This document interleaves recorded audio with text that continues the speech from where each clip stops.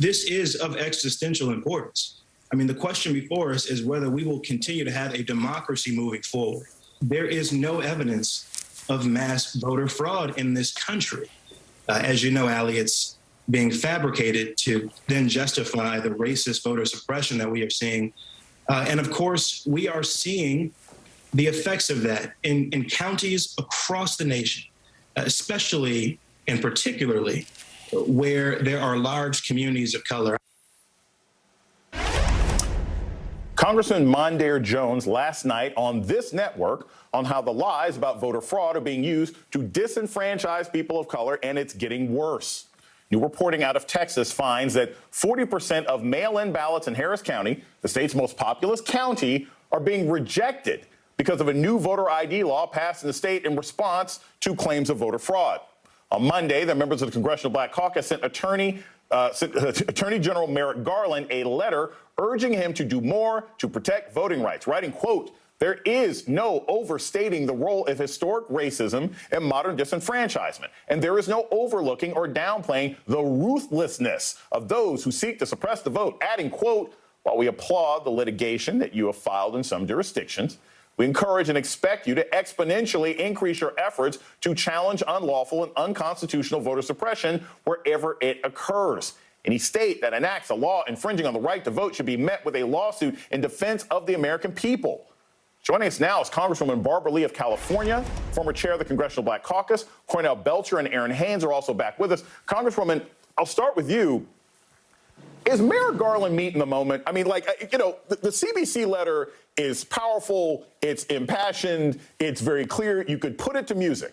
But you're saying the same thing that the Texas delegation said last year. How many times are we going to have people going to the AG and saying you need to do something and he doesn't do anything? Is he meeting the moment, or what are you not seeing from him so far?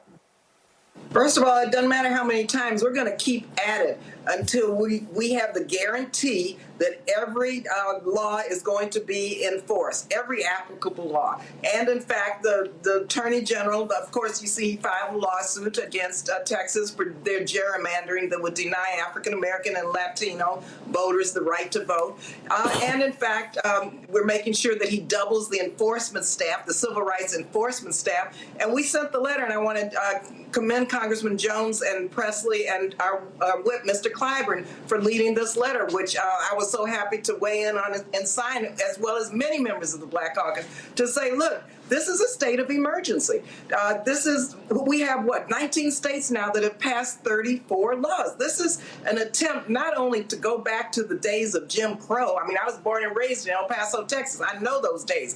But it's also an attempt to erode the very fabric of our democracy. It's an emergency, and we're going to keep on it until we make sure that at least we get the Justice Department to be very aggressive. But we've got to pass the John Lewis Voting Rights Advancement Act and the Freedom to Vote Act. So we've got to do both because it is an emergency. Congresswoman, as of right now, there are some lawsuits that the Department of Justice has pursued.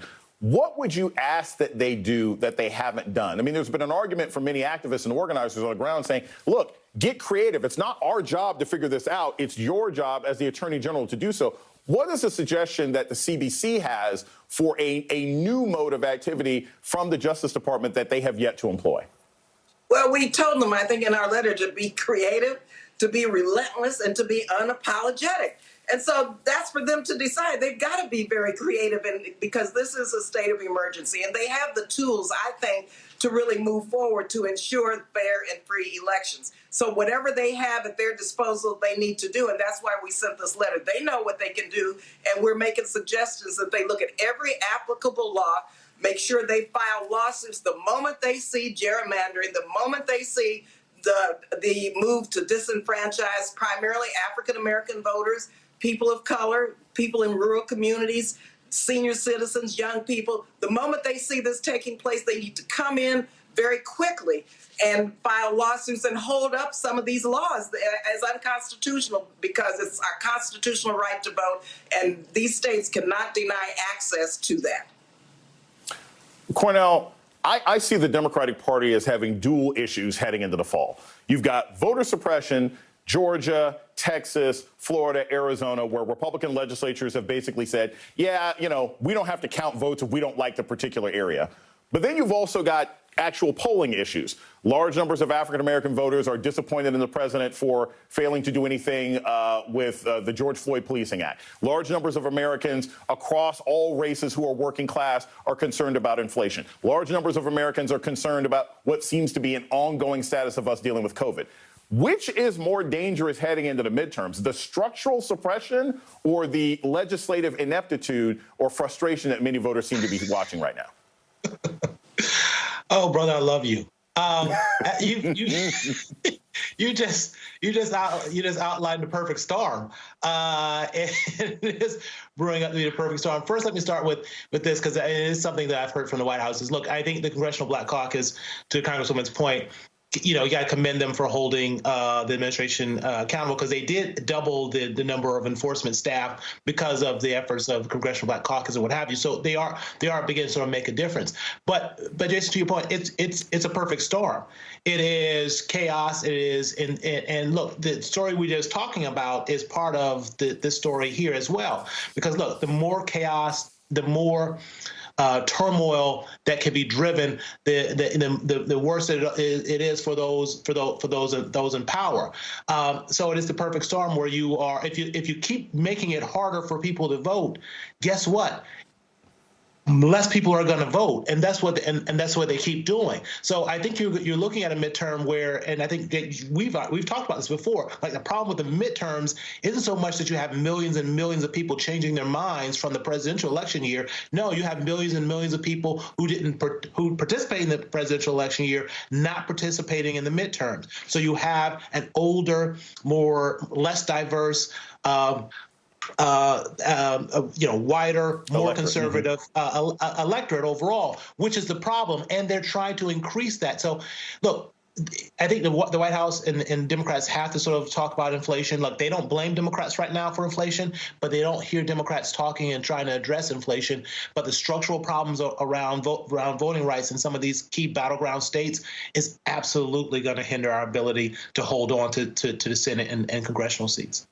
One last quick question to Aaron. The former President Barack Obama spoke to Democrats yesterday. He said, you guys need to big up your own victories more. Certainly better received than the take off your house shoes speech that he gave about 10, 12 years ago. Do you think that will be enough for members of Congress to say, you know what, we do feel better about ourselves? Or do they need to hear that kind of speech from Joe Biden and Vice President Harris? Well, I guess what I would say to that, Jason, is what a difference a decade in being out of Washington makes, right? I mean, I'm old enough to remember when the Obama administration was criticized for having the messaging problem, right? After Obamacare was passed, after his big infrastructure package was passed, the problem then was that the president wasn't talking enough about what his signature legislation was going to do for everyday Americans. And much like now, Republicans were ready to stand in the gap and turn healthcare into this lightning rod, talking about death panels and, saying that, you didn't build that, pointing to bridges and the infrastructure that was being repaired. But, still, I think, giving that kind of pep rally, pep talk on the 15th anniversary of his launch of his historic campaign, seeing their quarterback out there on the field one more time was part nostalgia, but also really encouraging, I think, maybe for a party that could be feeling beaten down headed into the midterms where they're expecting to borrow another term from 44, maybe take a shellacking. Congresswoman Barbara Lee, thank you for spending some time with us. Cornell and Aaron are sticking around. Thank you guys so very much.